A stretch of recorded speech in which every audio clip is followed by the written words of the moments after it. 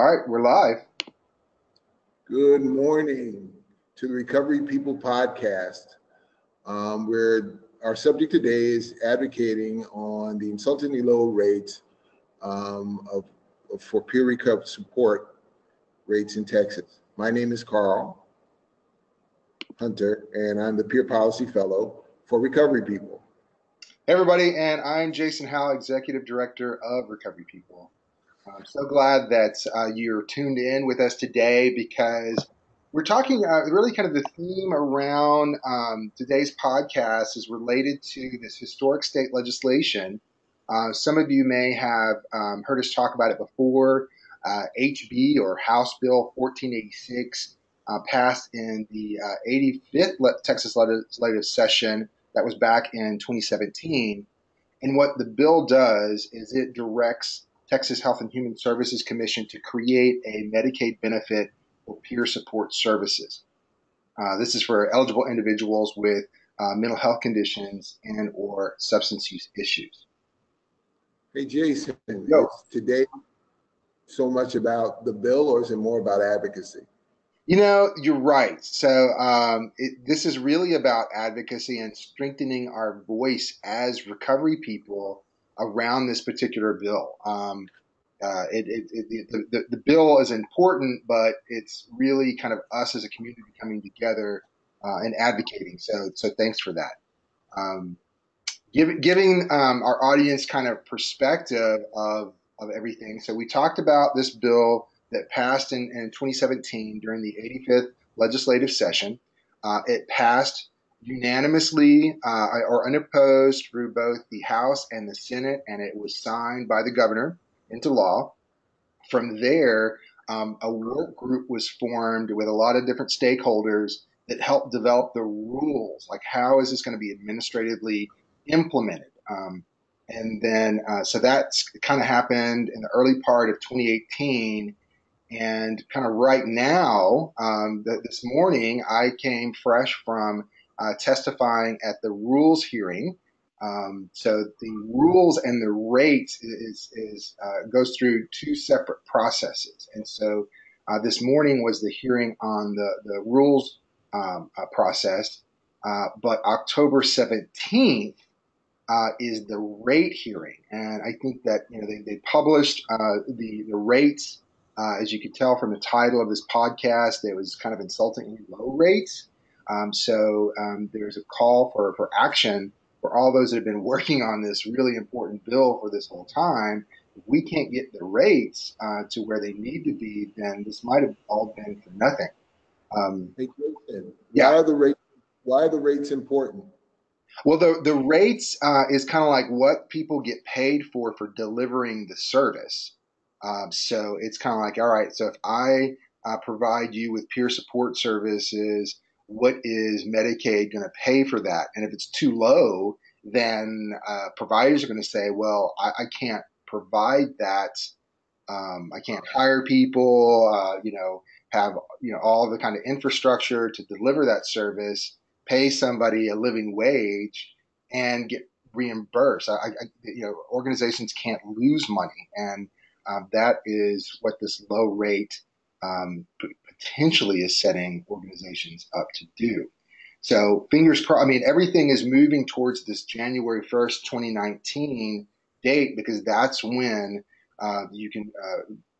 organizations will be able to bill Medicaid for peer support services. So some of our readers may not know how important peer support is to that person coming out of treatment. Oh, yeah. Thanks for that.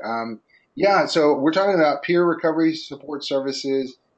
These are services that are delivered by individuals with lived experience, either lived experience in recovery from mental health conditions or lived experience a recovery from substance use issues, or both.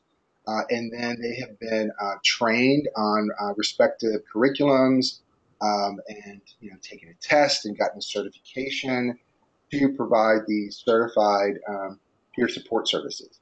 And I can speak.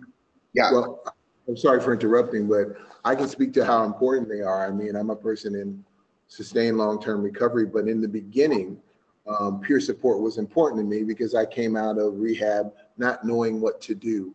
And the professionals were, well, they were one thing, but having someone who understood how I felt and what I was going through was very important to me. And they also helped me, gave me some direction in how to get community services.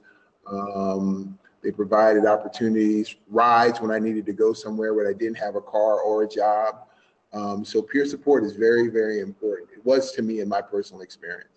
Well, and thank you for sharing that. And I think that that's many people report that, and the research shows how effective it is. I mean, us in recovery, we oftentimes talk about, improving lives and saving lives. The system oftentimes thinks, and is this going to save money? And the answer, it does both. And so that's why peer support services are kind of this win-win.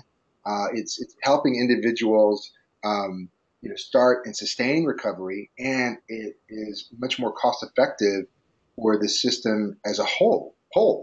I think that the big problem with the rates that they proposed, for those of you who can see our screen, the proposed rates for peer services in Texas, like a one-on-one session, is $7.58 per 15-minute unit.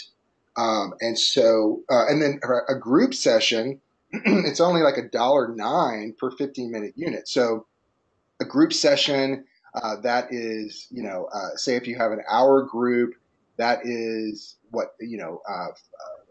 almost not even quite $5 per person. I mean, you're going to have this huge group, just to end up being able to pay that peer specialist a living wage. And that's not even counting, the electricity and the space. And so these rates just don't make sense. And it's not just us, kind of stomping our feet and saying this need to be more. We can compare to other rates. And so if we look at, there is another service provided in Texas called mental health rehab, and it's being provided by peers. They don't even have to be certified or trained. These are just peers delivering the service, and you can see that the rate is, $41 per 15 minutes, $38. That's for the one-on-one. Compare that back to what we were saying earlier. The proposed rates was $7.58. I mean, that's just shocking.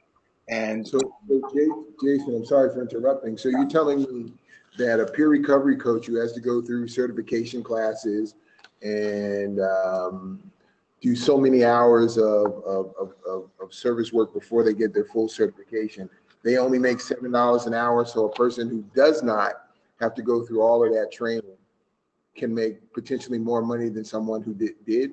Absolutely. I mean, that's what's so wacko about this situation is that we worked really hard, on the peer support services being delivered by, trained and credentialed individuals. And so they have to go through that training and do their supervision hours. And yeah, it's a much higher threshold. It's a more skilled individual, and their services are being billed 80 to 82% less than what an unskilled peer delivering services could be. And so I'm not saying that I think that the mental health rehab rates are right, or at least closer to being right. We need to at least elevate the peer services to this level. If not, it makes no sense. Why would an organization want to provide peer support services when they can only bill $7.58 per 15-minute increment, when they could have a less trained peer delivering mental health rehab and get $41 in a 15-minute increment? So it doesn't make sense. And then even looking beyond Texas, what do we see in other states?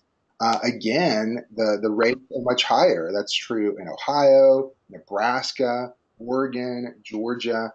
All of these states, for the same type of service that we're talking about, are reimbursing at a higher rate. So the way that Texas is trying to price this doesn't make any sense. So potentially a tech at a rehab makes more money than a peer recovery company. Well, I think I don't know, a tech at a rehab. So it's more about if a tech at a rehab was delivering these mental health. Let's see, go back to the rehab rates. If there was a peer tech at a local mental health authority delivering services, they wouldn't have to be trained or certified. The services that they deliver could be billed at a rate 80 to 82% higher than peer services that are being delivered by an individual who is trained, certified, supervised to a much higher degree. Yeah, that's the mismatch that we're talking about. Wow, wow. So there's some things. If this becomes an issue for people, what can we do? Well, I think there's several things to consider. Once this came out, there's a bunch of advocates that got together, and we've been working on this bill and for over 2 years. And to see getting all the way here and then the rate's so low, it's really kind of it's shocked us. It's kind of saddened us. So things to consider is that what kind of message does this send? I think the low rates, it's a message that says that these services are not valuable or worthwhile, and I think that is that's the opposite of what these services are. I mean, they're very valuable. Not only are they increasing individuals' quality of life, but they're saving money to the system. We should really be looking at how to develop rates that really promote the use of peer services rather than lowering the rate so much to where it's billable, but nobody's going to do it because you're going to lose money every time that you provide the service. The proposed rates are not. This sends a message that the rates are not valuable and that providers will not likely be willing to offer the services outside those local mental health authorities where the rehab rate is available. And that's that mental health rehab. That service is really only provided in what they call LMHAs or local mental health authorities. I'm sorry, you had a question? Yeah, so when we look at House Bill 1486, then a rate like this would kind of take the teeth away from the bill. Yeah, I mean, it'll be there in name only or on paper only. I mean, if you're not going to fund it appropriately, then nobody can afford to deliver the service. Yeah. Okay. Yeah. And that's why it becomes problematic, especially, and I don't blame the providers. Like if I was a local mental health authority or any of the other providers that can, deliver these peer services, they're making a decision as to who they're going to hire, the cost of training, and what services they're going to provide. And so this rate disparity is super problematic. Other things to consider is that the rehab rate for uncertified peers is significantly higher than the proposed peer services rate that requires certification. This is kind of underlying what we've been talking about earlier. The proposed rates are a disincentive to bill for peer services, as well as a disincentive for individuals to be trained and certified as peer support specialists. I mean, why would somebody want to pursue being a trained and certified peer support specialist if they end up making less money than if they were an untrained peer? I mean, it really kind of undermines that whole peer workforce movement. Peer services reduce other costs, such as those associated with hospital readmissions. So that's just saying, if we're not going to promote the use of peer support services, we're not getting the cost benefit. That was the whole reason why we got this bill passed to begin with. And as I mentioned, it passed unopposed in both the Senate and the House, and even the governor signed it. So there was a lot of momentum and legislative will behind actually having these services being expanded in the state of Texas. So something like this would almost undo all of the hard work that was done and the collective support that was in both the House and the Senate. That would all be almost undone because the bill would be almost useless. Yes? Yeah, yes. And I think that's, the last bullet point here for those of you who can see the slides. This could really undermine the intent of the legislators. So the intent of the legislation was to increase access to peer support services, and these low rates would undermine that intent.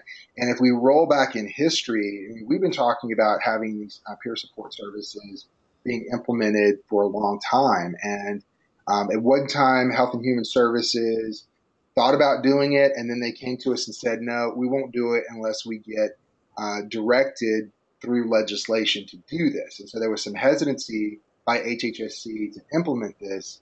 And so we advocated, we got the bill passed, and this sure does seem like HHSC is subverting the will of the legislation and of the advocates by setting the rate too low. I mean, I don't know if that was their true intent, but it's definitely having that type of result. All this in the backdrop of we have a mental health and substance use workforce shortage in the state of Texas, and a big reason why we wanted to expand peer specialists is because we need to get people access to help. I mean, there's between wait lists and especially individuals in rural areas, we just need more services, and if we can't figure out mechanisms to really fund greater services, people are still not going to be able to access them. Right. And so when we go further in what we can do, it becomes more the advocacy must continue. Absolutely. I think that was at one time I made the mistake of thinking, okay, we got the bill passed. Woo! All right, we won. It's great. Well, now I'm seeing that you have to really follow legislation and make sure that not only does it get passed, that the rules are written in a way that really upholds the true intent of the legislation to begin with, that it gets funded in a way that really upholds the intent of legislation, and then how is it implemented over time, and providing some accountability over that. It's definitely an ongoing process, but it is what it is. And if we want greater access to services for persons in recovery, then that's what we as advocates need to do. Okay. So now we have a timeline that we have to deal with in the what we can do part is point of advocacy. So folks, right, we need your help. We need your support, because this not only impacts peer recovery coaches, but it impacts the whole recovery continuum of care. And so we need you guys to act. So this podcast is part informational, but we will need for you guys to go into action. So there's some things that you can do to impact this thing positively, fight the low rates, and ask for higher ones. So we do this by developing our message. We can write out the primary concerns with the rates. We need to come from a positive perspective. How is this going to impact not only you as a recovering person, but your families, stakeholders, and the profession in general. So we're asking that you write those concerns to two groups. One is HHSC, and listed on the slide in front of you are the people that you need to reach out to. There's also, we need to reach out. And Carl, for some of our listeners, they may not have the video, and so one thing that we can do is post a transcript or a summary of these slides on our on a blog on the recoverypeople.org website, and or put links to kind of sample language and these contacts and links in our facebook.com/recoverypeople page. Right. So we have people at the HHC who are directly responsible, and you can also reach out to your legislators and your representatives. That's very, very important because HHSC may not listen to us, but they're definitely going to listen to the representative. Absolutely. And so we've listed on the slide how you can find out who your all of us may not know who your legislator is. I'm originally from New Jersey, so I'm new to Texas. So I need to find out who my legislator is. And there's a real simple way. We have a website here listed on the slide. Yes. Jason? We've got the link here, or if you're just at Google, you can type in "who represents me," and it can bring you to any number of sites where you enter your address and it pulls up who your state representative or senator are, who they are. Okay, and I know you mentioned it before, but I want to reiterate, because for me, I might feel uncomfortable talking to my legislator over the phone or their staff. We want to reiterate that on the blog, there's some sample language that you can use. We don't all want to say the same thing, but you can go in there and you can modify it for yourself and have a message that'll make you feel comfortable.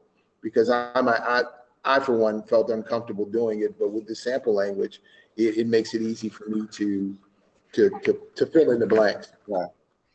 And thanks for sharing that. And I totally get that it may seem, intimidating because you're calling your senator or calling your representative, but at the end of the day, they are their people, and if you're living in their district, you are one of their constituents.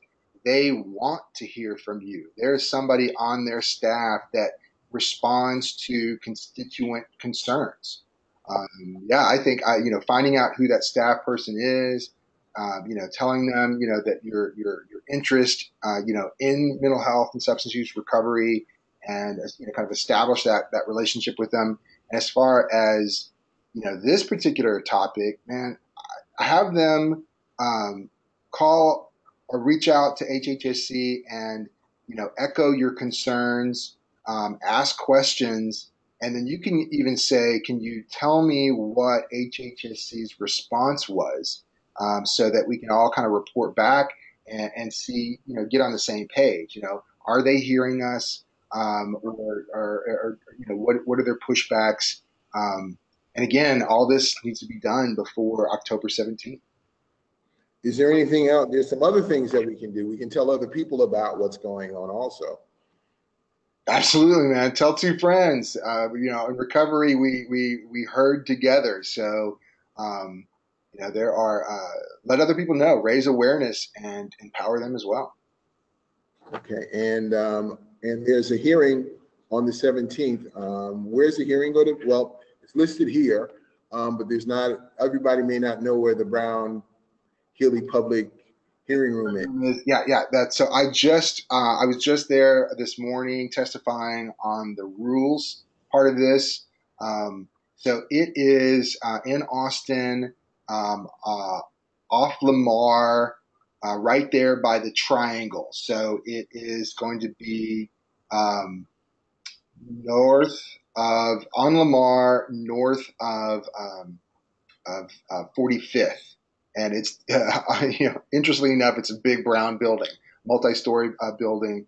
And you can always put Brown Heatley building in Google. It should bring the address up.